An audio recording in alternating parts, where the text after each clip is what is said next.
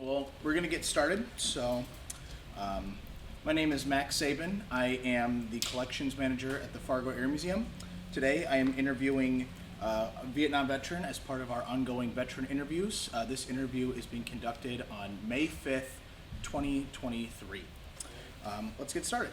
So, if you wouldn't mind saying your first and last name and your present address. My name is David R. Morgan. I live here in South Dakota. What date did you enter the military, where at, and were you enlisted or drafted, and at what age? Well, I started out, that's pretty complicated for an old man to come up with an answer for that. But anyway, I enlisted on the 25th of June 1961. And that was in Redfield, South Dakota is where my home was at that time. That was where I was born and raised.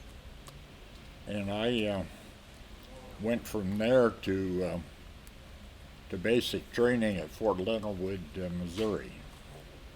Okay. And were you Army? I was actually National Guard at that time. I joined the National Guard. I could maybe get into the story at a later time here, but I wasn't sure if I could get in the Army because I had been in a car wreck when I was in high school, and I wasn't sure if I could pass the physical or not. So you said, where did you go to basic training? Fort Leonard Wood, Missouri. Gotcha. And then after, did you have any additional training as an infantryman, mortarman, anything along those lines? Well, my advanced individual training was at Fort Sill, Oklahoma, and that was in field artillery. Gotcha. So where was your first assignment after basic training? Where and what was your job? Well, I came back to South Dakota, which is as I stated, that's my home. And I joined, like I say, I was in the National Guard, so I started attending National Guard drills. And so, in fact, to be honest with you, I went to drills for a year before I even joined. Oh. And I learned all the duties of a cannoneer before I even joined the National Guard. So Gotcha. I got an early start on that one. Yeah. Were you ever stationed with a friend or relative? I think it was 8 of us that went down to basic together from that one guard unit. And we stayed together all the way through the AIT and everything, and then came back to South Dakota. Gotcha. Do you remember what your pay was at that time? $35 a month. All right. So, did you see overseas duty, and for how long? Not at that point. I did not. We went from there back. Like I say, we did that for a while, and then we went to Alaska. And then that was considered overseas duty at the time. And so that was, I got my feet, my cold feet wet, so to speak. And Gotcha. So how did you make the transition from the National Guard to, I believe, were you in the Army in Vietnam? yes, I was. Well, I was listed as OBV2, which meant I volunteered for 2 years of active duty. And that was, kind of a way of kind of introducing myself to see if I could stay or not. And then from there, I transitioned into staying on active duty. I got involved with the 1st Cav Division when I went to Vietnam, which was kind of my first assignment. And at that point, then I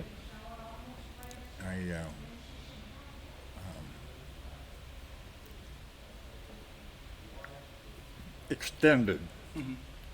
I extended to stay there in Vietnam, and so I ended up with 18 months of actual Vietnam duty. Gotcha.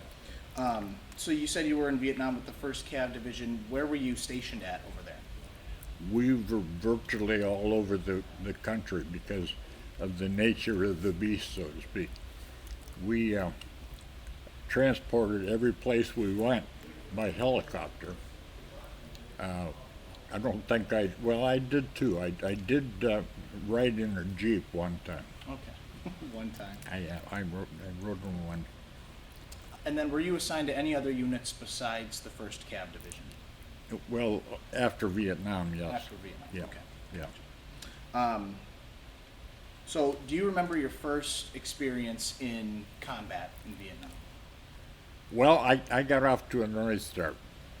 Very first night we were there, we were told at that time that Biennial, which is where I landed in Vietnam, the Biennial Air Base.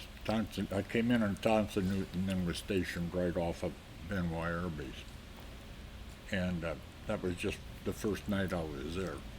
And they said that the air base had never been hit for about 6 months. Well, we got hit that the first night I was there. And it was an interesting experience because I had taken the malaria pills. There were 2 types of malaria pills that they issued you. And one of them was it was a big orange pill. And that was the one they told me to watch out for because your reaction to it was like taking about 2 or 3 boxes of X-Lax. And the smaller one had a certain effect to you, but it didn't bother as much as what that big one did. Anyway, we were about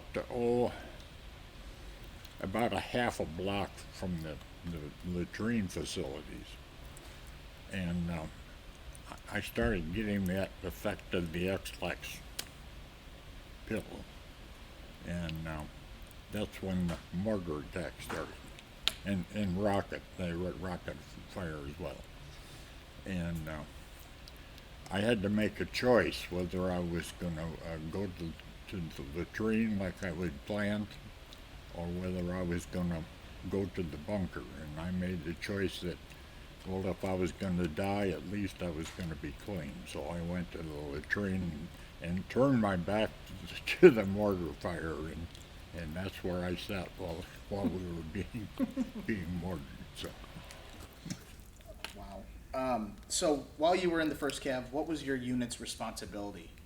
I was a fire support officer. Now, initially they called it a liaison officer, and it really didn't apply. I mean, we were indeed we were in a position where we talked to the different organizations, and we provided support for the various services.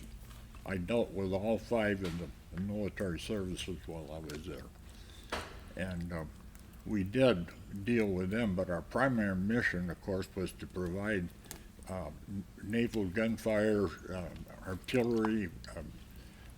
We've got an F-4 fighter right off here to our side, and those kind of aircraft, gunship, helicopters, and that type of activity.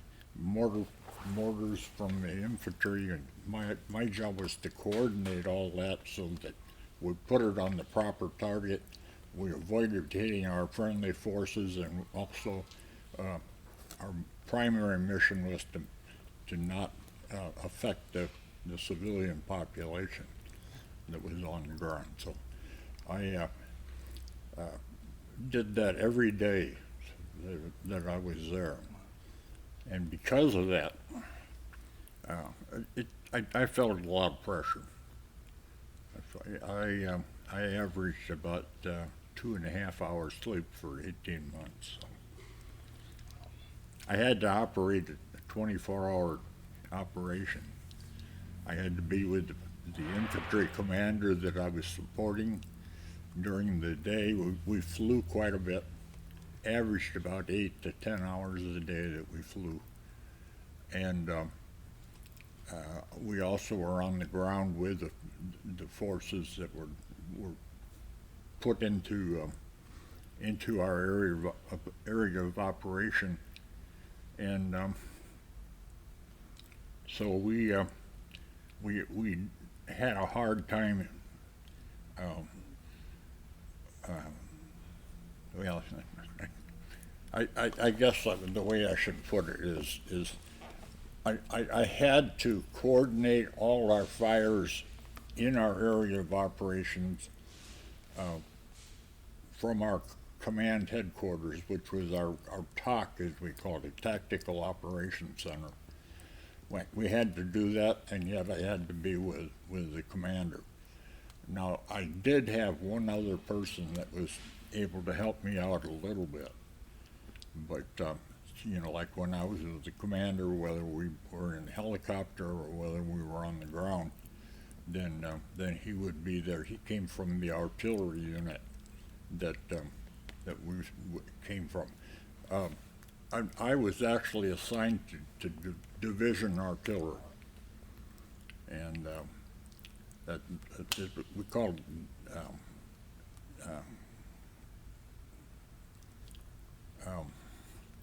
I'm sorry, I'm having a kind of a senior moment here, but Divardi is what we call it, Divardi.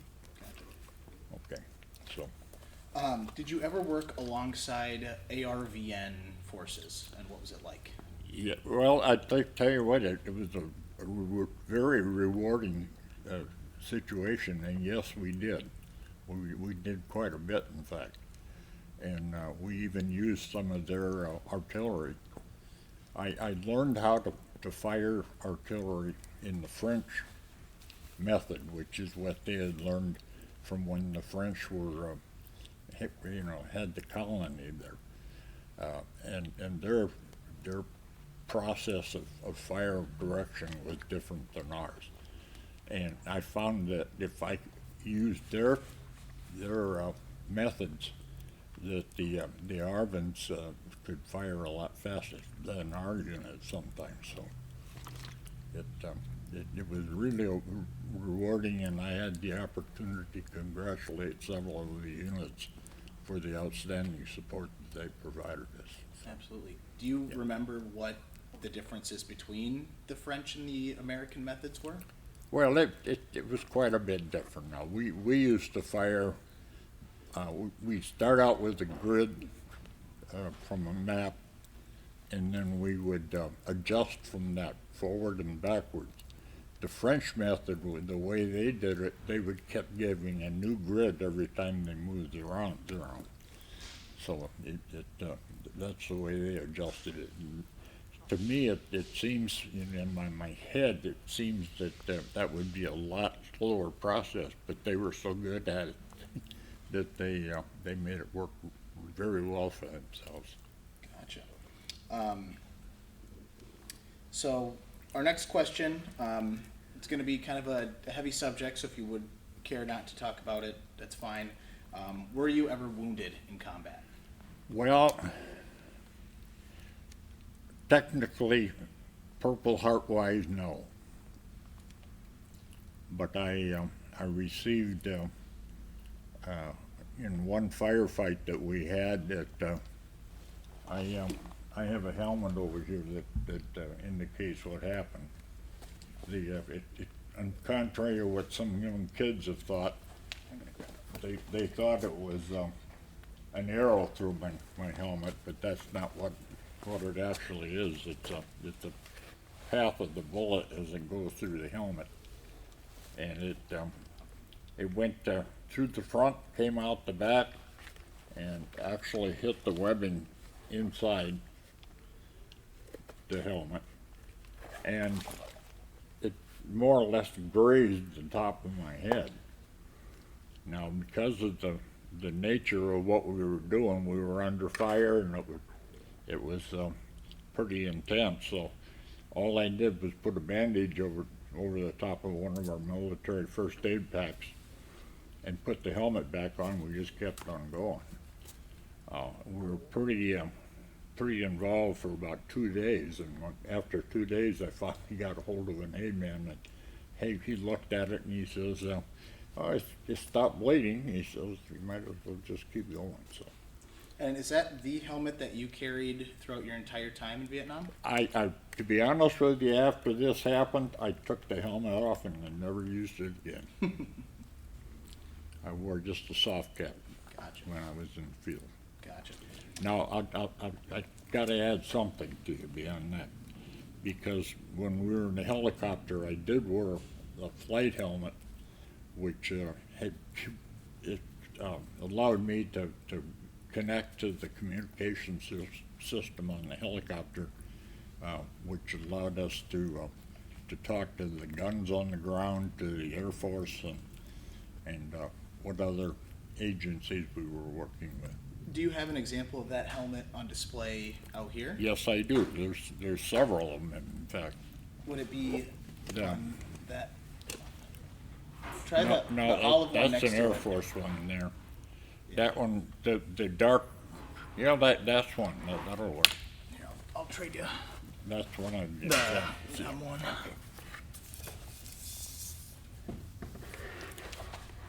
This particular one is not one of mine. There is one over there that I did wear, and I've got pictures of me wearing one here. But this is a regular helmet that was worn by flight crews on helicopters. This is a -4. One I carried most of the time was a -5. We called this the Mickey Mouse helmet, as you can tell by the ears on the side. It was called the Mickey Mouse helmet, and it's got a microphone on the side, and it's got speakers inside so you could hear what was on the radio. And we worked with a bank of 4 radios. 3 of them were on the console inside the aircraft, and the other radio that I had was a handheld one that had batteries in it. The handheld one had a tendency because of the heat and humidity in Vietnam, that the batteries had a tendency not to last very long. So it seemed Murphy's Law always said that if the batteries were going to fail, they'd fail when you needed them the most, and that's exactly what happened most of the time. I'll take that. So, Captain Morgan, was there ever a time where you were on a helicopter that was brought down by enemy fire? We received fire, but we were never actually forced to land because of it. Were there any unusual experiences that you yourself experienced while overseas? Anything along the lines of, I mentioned your wound being grazed, or an interesting night, anything come to mind? We sometimes had experiences where we were kind of stranded up along the Cambodian border, for example. And about 4 days that we really didn't get an awful lot of rest at all. It was very, very little rest for anybody, because the enemy forces outnumbered about 10 to 1. So we were on high alert all the way through the time that we were in that operation. So, and that happened several times. Gotcha. Did you receive any recognitions, citations, or commendations for your services performed? What were they, and would you care to say what they were for? Well, there's always some ribbons you get because of being in there. It wasn't anything that was all that extraordinary. I did get 1 air medal for the time we put in about 3,300 hours in the helicopter during the time I was there, and I got a couple Bronze Stars other airmen. Well, I mentioned there was a actual air medal that had to do with the number of flights that you were on and so forth. And I got like 15 of those, I believe it was. Gotcha. And there were, the standard medals that are given to anybody that was in that particular combat zone. Gotcha. So what was your rank upon discharge? My rank at that, you mean I actually was in several phases, because when I was in Vietnam, I was listed as a National Guardsman. So while I was there, I finally had the division commander for the 1st Cav Division. He came out to see us to, I guess, more or less find out how the operation was going and so forth. And the first question he asked, he went, "Well, where's that damn National Guardman I got in my division?" And of course, the infantry commander with me, of course, pointed to me right away and asked how I was doing, and I guess he thought that maybe the National Guardman might not be doing his job well. I was recognized for the fact that I got along with this infantry commander. He was a particularly difficult, uncooperative person to work with, field artillery, because he had a bad experience once when he was at a previous tour of duty there, excuse me, in Vietnam. Anyway, his name was G.S. Malloy, Guy S. Malloy, and his troops thought he was kind of a hellraiser with the troops, and demanded an awful lot of people, which was really kind of a good thing in a way, because it kept them on the alert. But G.S. Malloy, they called him Gunsmoke, and he deserved it. He was that kind of a guy. To make a long story short, Colonel Malloy and I became kind of good friends, and he ended up shooting more artillery than the whole rest of the division did. And because of what, our troops were well supported. Absolutely. Let's see. Did you have any additional military service once you left Vietnam?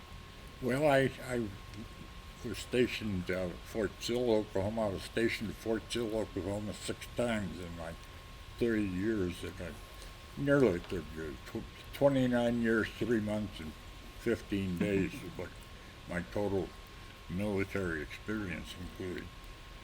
And I was at Fort Sill, like I say, 6 times. I was with the 82nd Airborne Division at Fort Bragg, North Carolina. We were bounced around quite a bit with the 82nd. I made a jump after the Yom Kippur thing in '73. We made a jump over the pyramids in Egypt. Kind of an interesting experience. And I was at Fort Bliss. I was at Fort Sam Houston, San Antonio, which is let's see, what else? Where else? Fort McClellan, Alabama. Fort Myers in Florida. I'm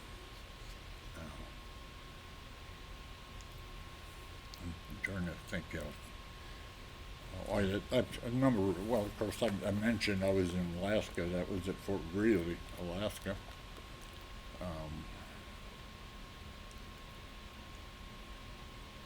Oh my gosh, I mean, there was a number of places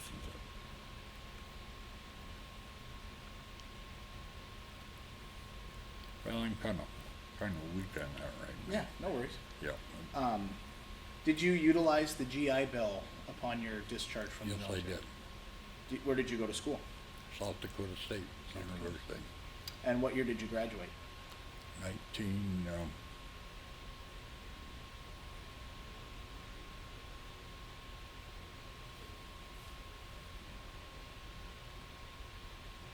1981, I think. Let's see. And what education did you pursue there? Well, I had a kind of a wide spectrum. I had several minors, all the way from child development, architecture, art,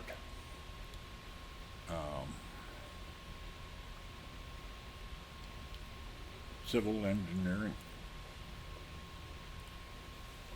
and my majors were psychology, sociology, and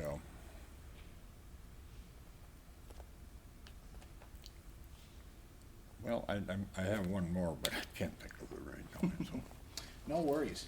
that's part of my problem now. That's where I'm getting.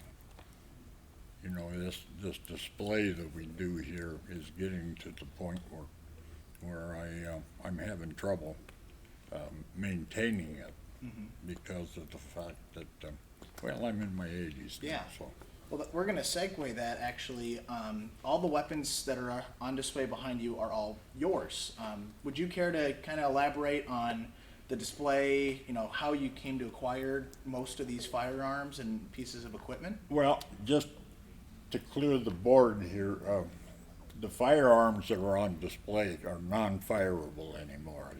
Because of me setting these up at various places and presenting them to children and to old veterans and new veterans and Gold Star mothers and families and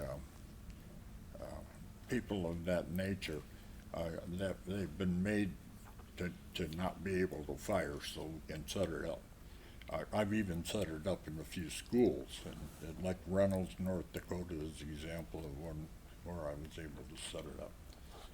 And they're representing the type of weapons that I actually personally saw in Vietnam. I can't talk about what somebody else has seen in Vietnam, but I can talk about what I've seen. And that's what I've tried to present here. Yes. Now, some of these I've actually had demilled, but I didn't do it myself. I don't have the skills to do it. But some of them are even made out of plastic, but they resemble the actual weapons that I saw. So, what weapons did you yourself carry while in Vietnam, if any? I carried a grease gun. Okay. Grease gun is, well, I don't know. I have one on the board up there. In fact, one of the pictures I've got here shows me carrying it. Grease gun is a 45 caliber weapon that originated from World War II. I was offered, when I went over to Vietnam, I was offered a pistol, and the pistol had a broken frame, and they said, "This is going to be your weapon." And I said, "I'm not going to fire a pistol with a broken frame." And they said, "That's the only thing we've got in the arms room right now." And so I said, "You know, here, you can have it back," and I threw it back on the table. And I went to a Special Forces unit, and I was able to acquire a grease gun, 45 caliber, pretty heavy weapon when it's loaded with 45 caliber bolts. But it beat the heck out of not having one that worked. So, you're looking at some of the non-American weapons. I see you have an AK-47, a PPSH, an MP40. Were there any experiences of yourself witnessing those weapons in the hands of an enemy combatant? Yes, very much so. Very much so. Do you have any particular stories about any battlefield recoveries of them, or in the case of an Well, RPG? I've got stories, but I really don't like to talk about Yeah, absolutely, absolutely. it. So I guess if you, in closing, do you have anything that you want to say about your time in Vietnam, about your display, really anything? Now you got me started. I do this display for one reason. We were told a lot of things. Both civilian population has been told a lot. The government set a big line in many respects in the service. Soldiers were fed a lot of lines. Commanders were fed a lot of lines from politicians. And what I'm trying to do here is to instill in people to follow up and research this, because there's so darn much of this information that it's confusing to everybody. And what I recommend, particularly to students, is continue to inquire about this stuff. Ask questions about it. Find out what really happened, because you're going to get a lot of conflicting information. Even when you're out of school, continue to learn, continue to ask questions. I say when I do this display and talk to them about it, I always say, even question what I'm telling you. Look it up, whether it be on the internet, in a book, or whatever source that you can get a hold of. Continue to inquire until you're satisfied that you got the truth about what's going on. Absolutely. Those were very powerful words. Captain Morgan, thank you for your time today. Thank you, Max. That'll do it. Appreciate it very much. Awesome. All right. Appreciate the opportunity. Perfect.